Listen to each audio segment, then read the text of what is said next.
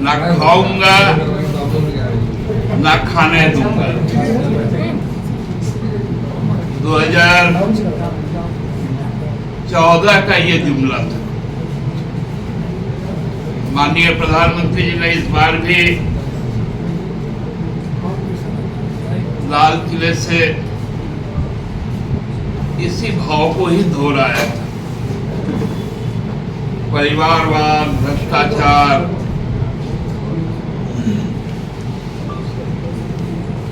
न खाऊंगा न खाने दूंगा। 9 साल के राज में पहला कैग का रिपोर्ट आया, वो भी पूरे सरकार का अभी तक नहीं आया।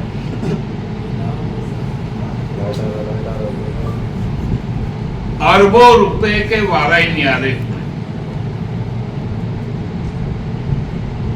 जिसको लेकर रोज दावा किया जाता है कि हर हफ्ते एक यूनिवर्सिटी खुलता है, हर महीने एक मेडिकल कॉलेज खुलता है, हर दिन 250 किलोमीटर रोड बनता है।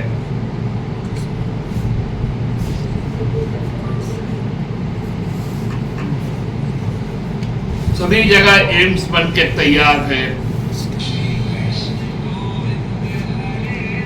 लोगों को 5 लाख तक का मुफ्त इलाज हो रहा है। जब उसकी पड़ताल हुई तो मालूम चला कि अरबों रुपए डकारने वाले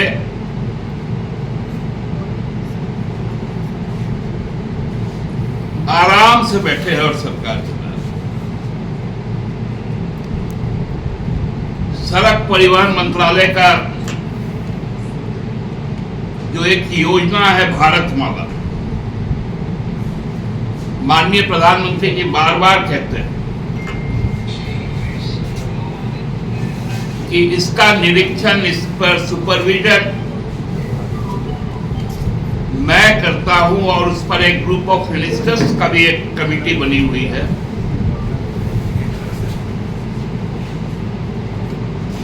वहां तो जो रिपोर्ट आई है, हमको लगता है कि कोई भी जो थोड़ा सा भी हिसाब किताब जानता हो, 2 और 2 4 जानता हो, उसका तो बुद्धि ही समाप्त हो गया।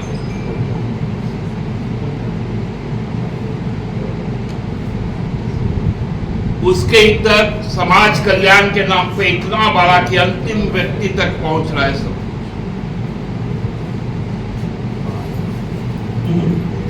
फर्जी छात्रवृत्ति, वो भी अल्पसंख्यक छात्रों के, जिसकी मंत्री बड़ा चीख के आजकल कहती है।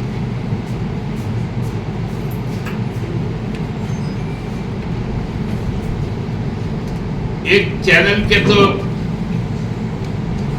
एंकर को ही पूछ डाला कि आप जेल में गए थे तो आपको कैसा? कभी किसी पत्रकार को पूछती है कि तुम कौन सा न्यूज़पेपर में काम करते हो, और उसकी नौकरी चली जाती है। उनके मंत्रालय में करोड़ों रुपए लूटे गए। जो सबसे काबिल मंत्री है, स्वास्थ्य मंत्री,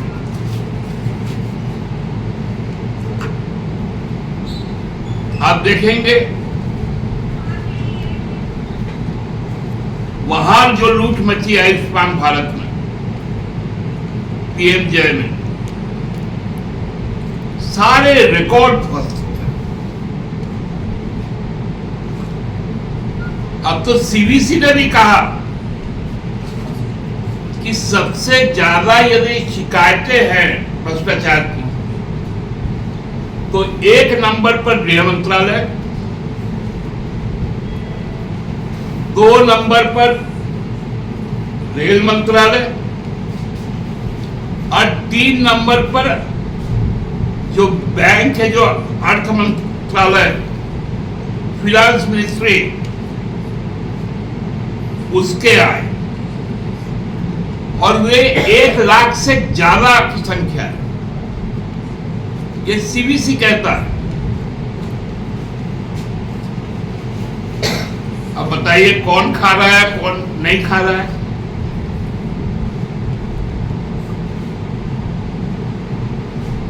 इतना बड़ा भ्रष्टाचार, इतना बड़ा परिवारवाद का आरोप, इस पर तो आज बोलना पड़ेगा ना।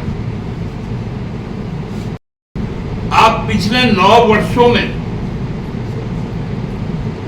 जिनको भी अपने साथ लाना हो, जहां पर भी सरकार बनानी, चुनाव के पहले, चुनाव के बाद, आपका 3 एजेंसी तो सक्रिय हो जाता है। पहले आईटी, तब सीबीआई, फिर ईडी। पूरे देश में घूमती है। तो दिल्ली के इस भ्रष्टाचार में ये तीनों एजेंसियां है कहां?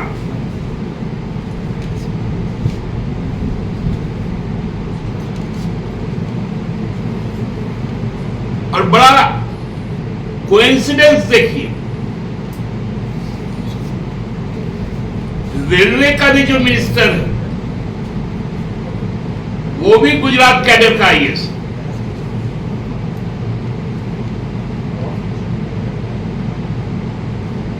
जो आपका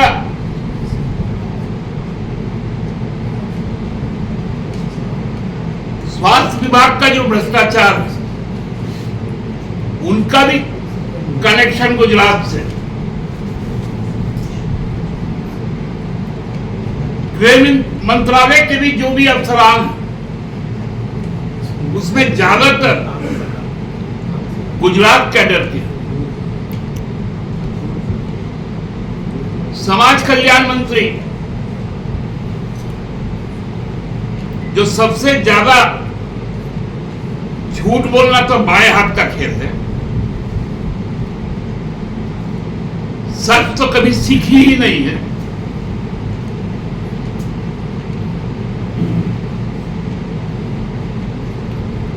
उनसे जुड़ा हुआ मामला है। जो कहती है मैं प्याज तो खाती नहीं हूं, मुझे प्याज से क्या मतलब, वैसे फिनांस मिनिस्ट्री से जुड़ा हुआ मामला।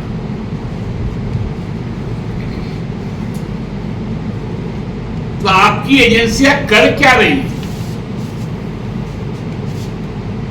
यही कि जिस पर 70,000 का आप आरोप लगाओ, उस पर पहले छापा डलवाओ, फाइल बनाओ और उसे उप मुख्यमंत्री बना दो महाराष्ट्र का। जो जेल होकर आया हो फर्जीवाड़े में, उसको केंद्र में मंत्री बना दो।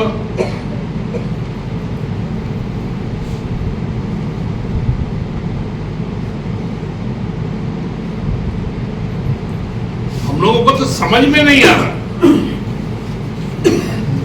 हमको लगता है कि इतना बड़ा स्कैम इस देश में यदि 3 मंत्रालय का है, तो बाकी जब सब रिपोर्ट्स आ जाएंगी तो हम कहां जाकर रुकेंगे? कैग का एक और रिपोर्ट आया,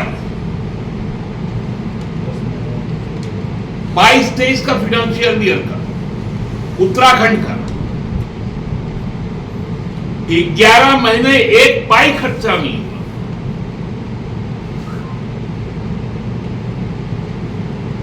और केवल मार्च महीने में 2700 करोड़ रुपए खर्चा हुआ।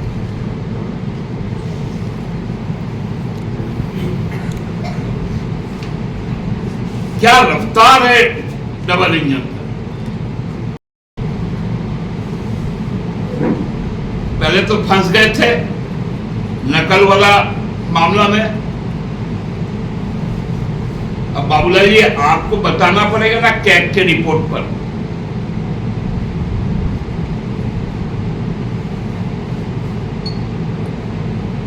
क्योंकि अब तो आप भी डबल इंजन का एक तो सस्पेंशन है। आपका क्या प्रतिक्रिया है?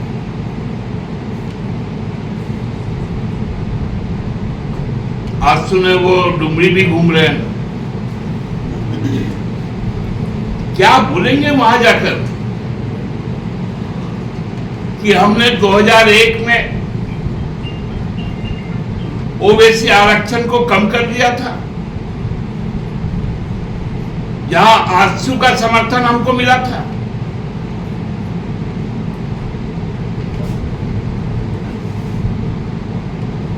मेरे जो प्रिय मुख्यमंत्री रघुवर दास जी रहे बाबूलाल जी के, उन्होंने जब 85 का स्थानीयता घोषित किया तो चंद्र प्रकाश जी वहां थे।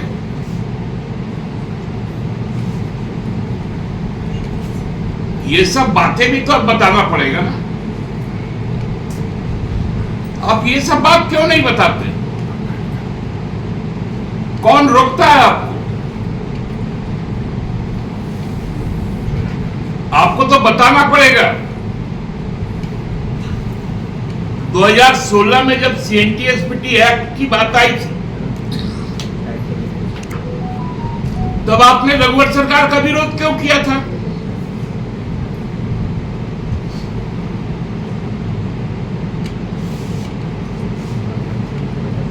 और आज आपका रुख क्या है?